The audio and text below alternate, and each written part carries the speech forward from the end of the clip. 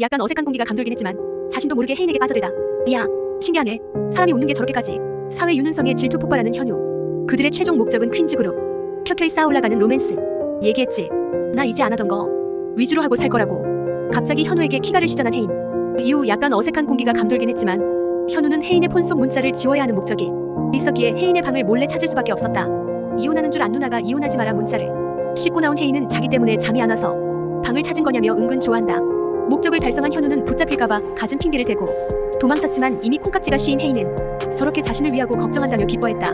그리고 현우는 혜인이 휴대폰 비번을 1031 아이와 관련된 걸 한 걸 확인하고 살짝은 놀라기도.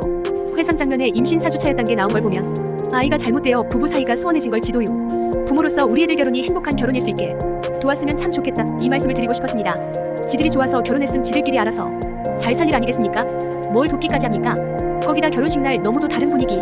선아와 봉혜를 보면 두 사람의 환경도 한몫했을 듯. 안 산다고 해도 걱정, 산다고 해도 걱정. 봉혜 또한 이혼을 결심했었던 현우의 상황을 알기에 당장 이혼을 물렀다 해도 아들을 걱정한다. 콩깍지가 씌이기 시작해 현우에게 묘하게 잘해주기 시작한 혜인의 현우도 흔들린다. 미팅에 입고 갈 거라며 전 세계 딱 두 벌인 한정판 고급 의상을 입고 혜인이 모습을 보이자 또 반한 듯 입을 떠마 있었어. 그리고 미소 짓는 혜인을 보고 따라오는 자신을 발견한 현우는 깜짝 놀란다. 그것은 시작에 불과했고 현우는 잠깐 자신도 모르는 모습이 튀어나왔다. 불편한 구두에 넘어질 뻔한 혜인을 발견하고 조심해 라고 소리를 질러버리는 키읔키읔키읔키읔. 그리고 헤르키나 계약 때문에 자주 혜인과 붙어다니는 은성에 질투심이 생기기 시작한다.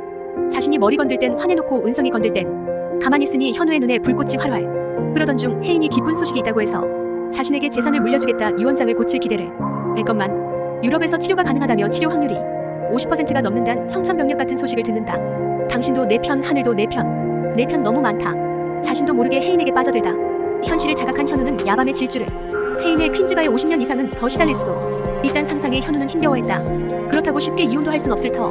하지만 부부도 모르는 사이 재시작된 로맨스에 현우는 나중에 혜인의 기적을 제일 기뻐하게 될 듯이에치음. 어느새 윤은성은 현우의 질투 버튼이 되어버린. 일 때문에 자주 만나며 주말에 집까지 찾아오니 질투심 폭발하며 자연스레 혜인을 향한 마음도 커진다. 공평했으면 좋겠거든. 네 머리 건드리는 남자들한텐 다 화를 내야지. 미용실 원장님만 빼고. 이야, 신기하네. 사람이 웃는 게 저렇게까지 꼴배기 싫기 쉽지 않은데 그걸 한다 젠. 하지만 은성 또한 만만하지만은 않아서 현우가 자신을 감시하게 내버려두진 않았다. 한편 마담뚜는 계속 선아에게 접근해 거짓 정보를 흘리며 혜인과 이간질시키는데 선아가 혜인을 미워하는 건 마담뚜 탓도 있는 듯. 그리고 마담뚜는 따로 은성과도 접점이 있었고 뭔가 수상해 보이는 홍반대의 동거녀 모스리도 이 무리와 관련이 있는 듯. 그들의 최종 목적은 퀸즈 그룹인 듯 보였다. 마담뚜 얘기만 믿고 또 혜인에게 상처가 될 말을 쏟아내며 후벼파는 선아. 혜인이 휘청거리는 걸 본 현우는 장모에게 맞서며 혜인을 빼내줬다. 그 후 이런 일이 또 있을 텐데 그냥 가진 거 뺏길까? 걱정 말고 가족들에게 희귀병 얘기를 하자는데 놀랄까봐 그래. 우리 엄마 아빤 자식을 먼저 보낸 사람들이고 괜히 겁줄 필요 있어?